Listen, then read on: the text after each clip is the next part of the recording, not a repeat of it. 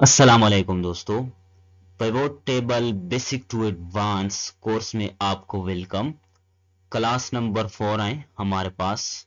आज जो हमारे पास पिवोट टेबल ऑप्शन के अंदर हमारे पास डिस्प्ले टैब है, इसको एक एक पॉइंट इंशाल्लाह हम आपके साथ क्लियर करेंगे। तो चलो स्टार्ट करता हूँ ये खास वीडियो। अगर आपको वीडियो से कुछ नया मिल जाए तो आपने वीडियो को लाइक करना है, कमेंट करना है, शेयर करना है दोस्तों के साथ, और चैनल को भी आपने सब्सक्राइब करना है ताकि दूसरों को भी फायदा हो जाए। तो चलो स्टार्ट करता हूँ ये खास वीडियो। सबसे पहले दोस्तों ये हमारे पास वो पुराना ही पिवोट टेबल की डेटा है जो हम पहले से यूज करते हैं। अभी सबसे पहले ये हमारे पास मौजूद है। अब आपने क्या करना है कि आपने ऑप्शन पर आना है। इधर ही हमारे पास डिस्प्ले है। डिस्प्ले टैब हम इस्तेमाल करते हैं आज की वीडियो में। हमारा यही टॉपिक है। ये सब पॉइंट एक एक इंशाल्लाह हम आपके साथ क्लियर करेंगे। तो सबसे पहले जो हमारे पास है डिस्प्ले के अंदर वो है शो एक्सपेंड कोलिप्स बटन। इसका क्या मतलब है? अब हमारे पास कैटेगरी वाइज ये जो है ये रोल लेबल में मैंने इस तरीके से राइट किया और इस पर फिल्टर लगाए तो मैंने इससे फिल्टर को रिमूव किया। तो हमारे पास क्या आ गया, ये इस तरीके से हमारे पास इलेक्ट्रॉनिक्स वगैरह आ गया। ठीक है।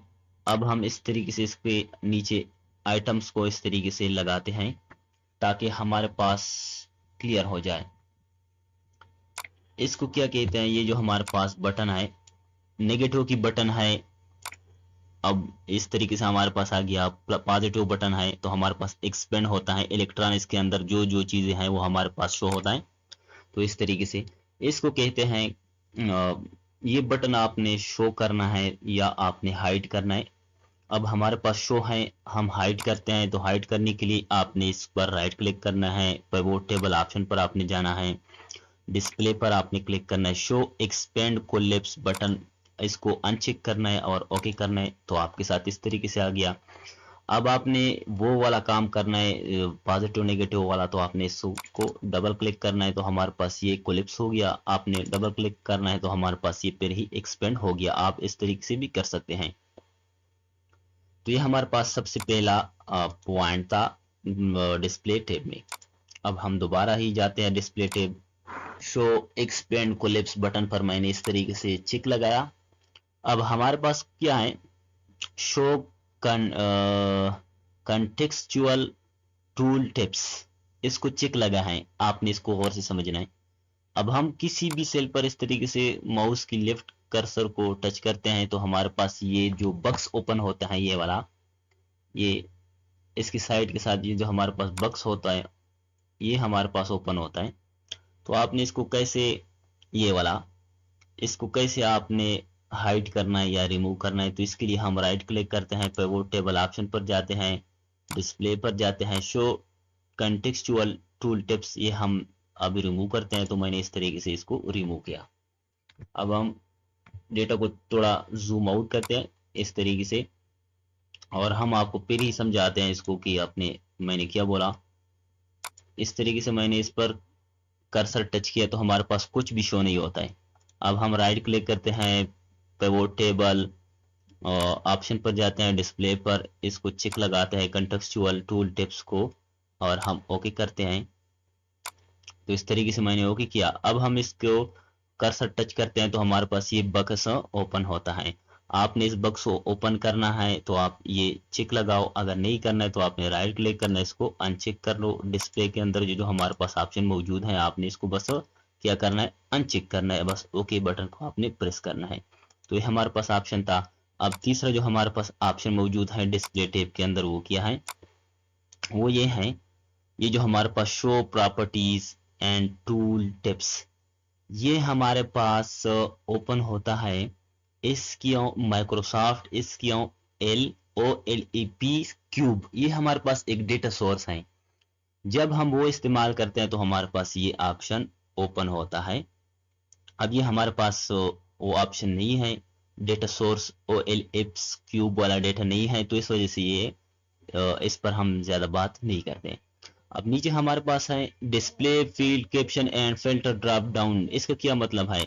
अब ये हमारे पास क्या है, एक बटन है, किस चीज का बटन है, फिल्टर का बटन है। ये बटन आपने रिमूव करना है तो आपने इस तरीके से राइट क्लिक करना है, पिवोट टेबल ऑप्शन पर आपने जाना है, डिस्प्ले पर आपने जाना है, इसको अनचेक करना है तो आपने इस तरीके से अनचेक किया, ओके पर आपने बस क्लिक करना है तो हमारे पास वो बटन रिमूव हो गया। इधर से आपने दोबारा इसको शो करना है, पिवोट टेबल पर जाना है, ऑप्शन पर जाना है, डिस्प्ले पर जाना है, इसको इधर ही क्लिक करना है तो हमारे पास ये फिर ही आ गया आसान तरीके से। दोस्तों कुछ भी नहीं है इसके अंदर, आसान आसान सा काम है, तो इस वजह से हम थोड़ा ज्यादा फास्ट तरीके से इसको आपको बताते हैं कि जल्दी जल्दी इसको मैं आपको बताऊं।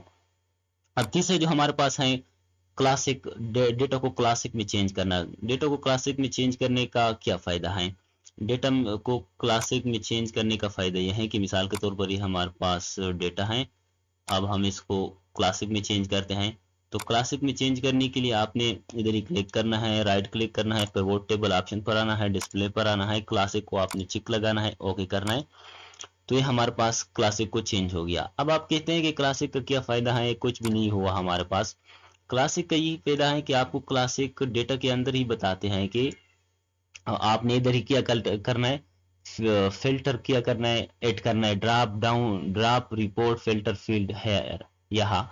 तो आप ये भी इस्तेमाल कर सकते हैं कि वो आपको बताते हैं कि आपने ये चीज इस्तेमाल करना है इधर, ये चीज इस्तेमाल करना है इधर, तो इसलिए हम आसानी के साथ इसको इस्तेमाल कर सकते हैं। मिसाल के तौर पर ये हमारे पास नेम है, इसको मैंने इस तरीके से ऊपर की तरफ इस तरीके से छोड़ा तो हमारे पास क्या आ गया, इसका एक फिल्टर आ गया।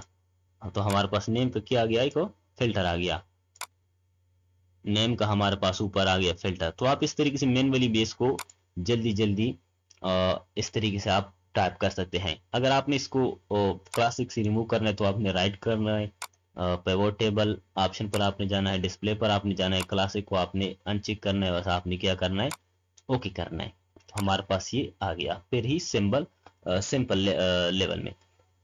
अब हमारे पास जो तीसरा ऑप्शन है वो क्या है कि आपने इस तरीके से राइट क्लिक करना है, पिवोट टेबल पर आपने जाना है, डिस्प्ले पर आपने जाना है, तो हमारे पास क्या है, शो द वैल्यू रो। इसका क्या मतलब है ये आपने थोड़ा सा, इसका इस तरीके से कोई फर्क नहीं, कोई अच्छा इतना ज्यादा काम इसका नहीं है। मिसाल के तौर पर मैंने इसको चेक लगाया, अब आप देखे डेटा पे क्या हुआ, कुछ भी नहीं हुआ। अब हम दोबारा क्लिक करते हैं, पिवोट टेबल ऑप्शन, डिस्प्ले, इसको अनचेक करते हैं, डेटा पे अब चेक करता हूं मैं कि क्या हुआ, कुछ भी नहीं हुआ।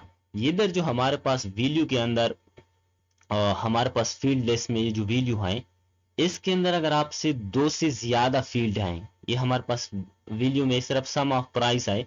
अब हम दोबारा एक और ऐड करते हैं इसके अंदर, ये हमारे पास 2 हो गया।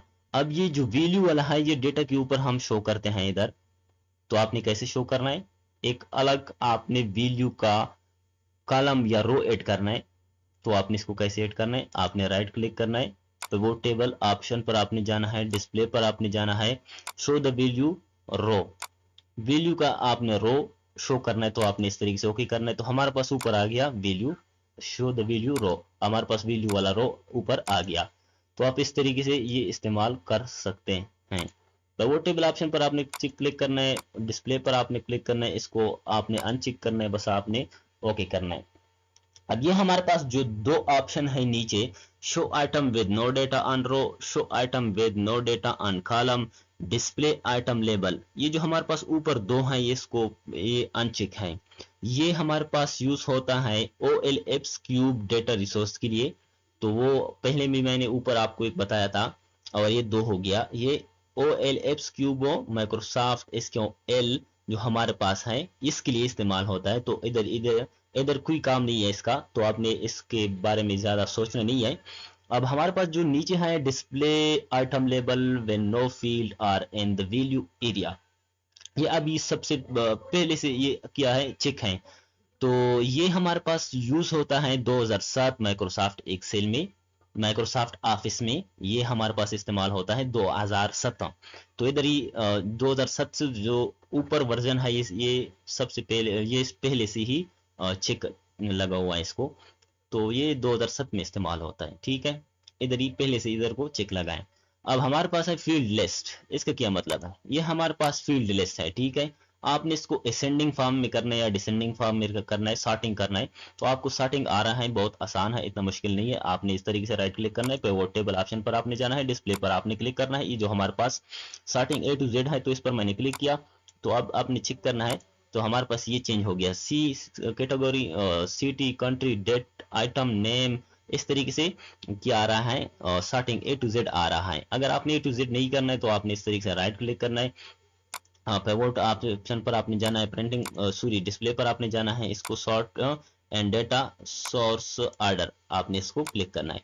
एक बार आपने याद करना है, ये सॉर्टिंग सिर्फ इसके लिए है, फील्ड लिस्ट जो हमारे पास मौजूद है इसके लिए है, डेटा के लिए सॉर्टिंग नहीं है। उम्मीद है दोस्तों ये वीडियो आपको पसंद होगी। इस तरह वीडियो के लिए हमारा यूट्यूब चैनल को आपने जरूर सब्सक्राइब करना है। नेक्स्ट वीडियो का आपने इंतजार करना है। Thanks for watching.